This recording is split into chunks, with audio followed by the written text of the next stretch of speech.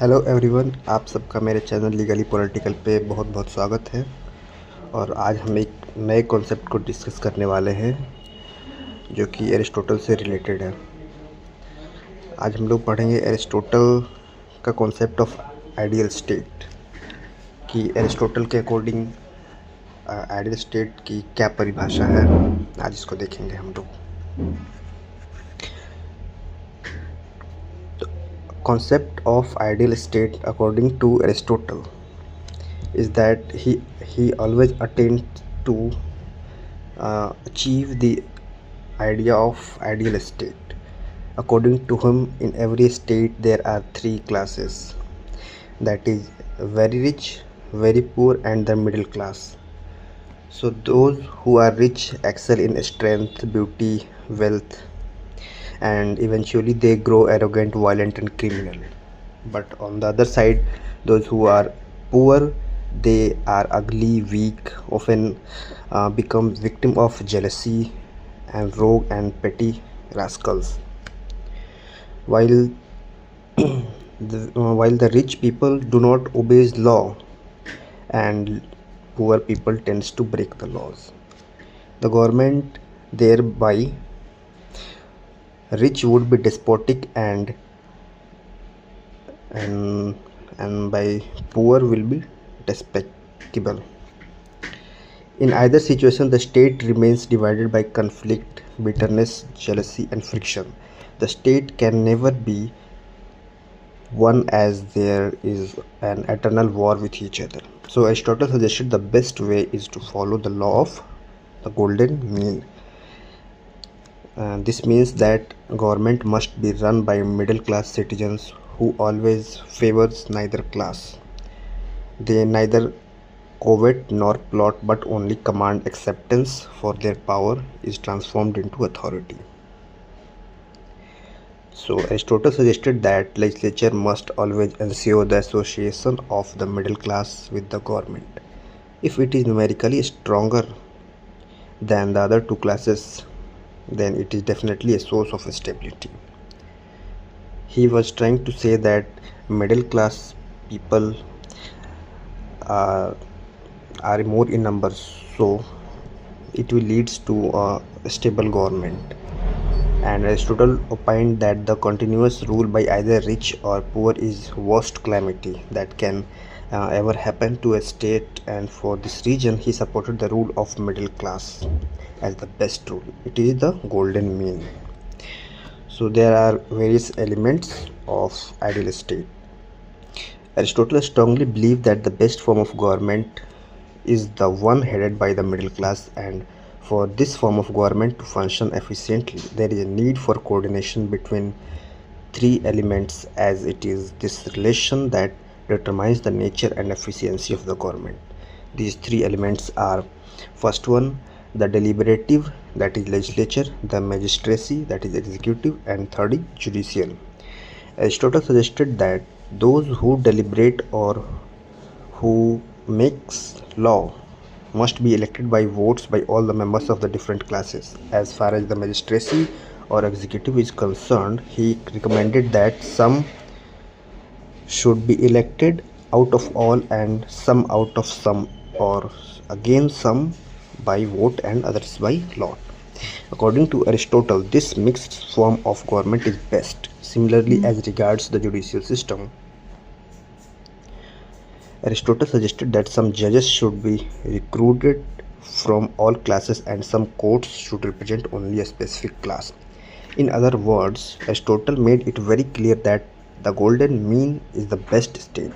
Monarchy, though happens to be the best form from a theoretical perspective, it is not possible, because one man absolutely virtuous and perfect will be God and untraceable.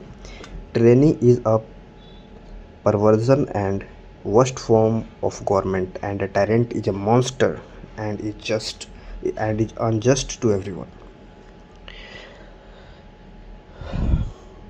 So, and now now we will discuss that necessary conditions for an ideal state. What are the various conditions that can lead to formation of an ideal state?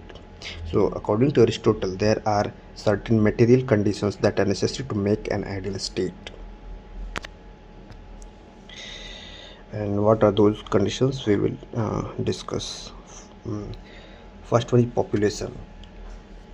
Population, according to Aristotle, he was of the opinion that just as good citizens are identifiable, a state also needs an identity. In other words, certain distinct feature to it like the rivers, mountains, etc. He was also of the view that the population of the state must be neither too large nor too small. It should be just enough for achieving a life of self-sufficiency. In order to ensure that the population does not exceed, he stated that the rate of reproduction must be fixed and infertility must be encouraged among married couples.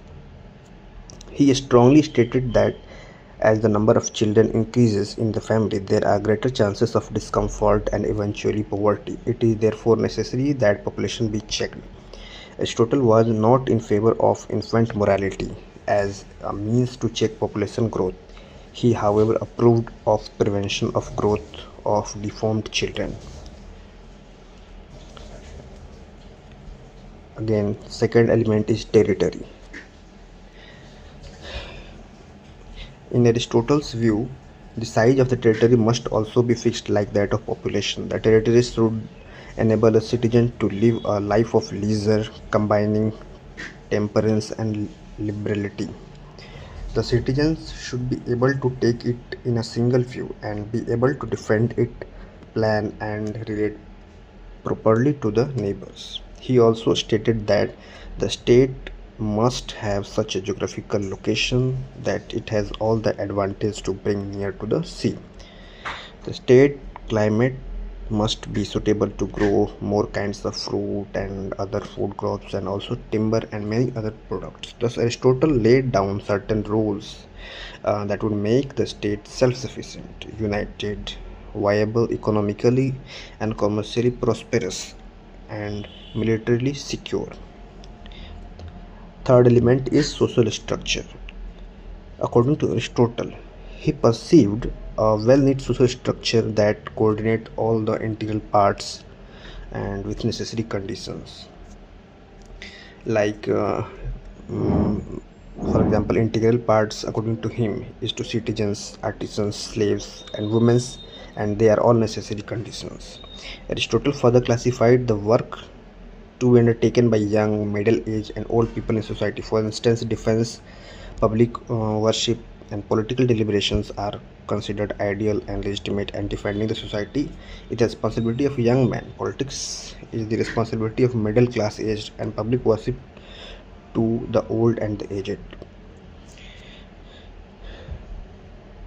This classification of work was made to provide leisure in one life at some time or the other. The remaining services like property, trade, land ownership should be assigned to the entire body of full citizens. By this categorization of classes, the state should be able to attain great happiness.